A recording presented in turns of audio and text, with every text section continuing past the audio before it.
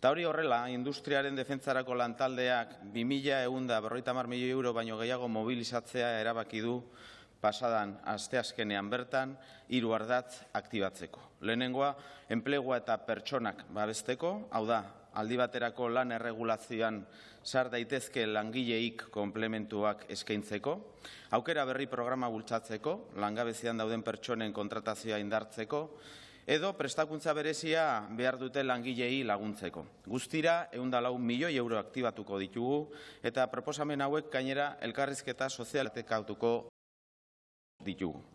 Bigarrenik, Euskal Enpresa Sarea defendatu behar dugu. Bereziki, enpresa txiki eta ertainei zuzendatuako abal eta ezoizko finantzaketa pakete bat definitu. Euskal Finantza Aliantzaren 1.000 milioi hoiek mobilizatu.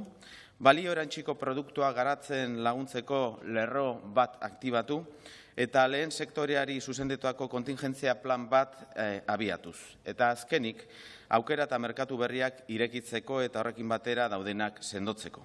Hay que sumar voluntades, hay que actuar como país, hay que arrimar el hombro y lo haremos como lo hemos hecho siempre sin dejar a nadie atrás.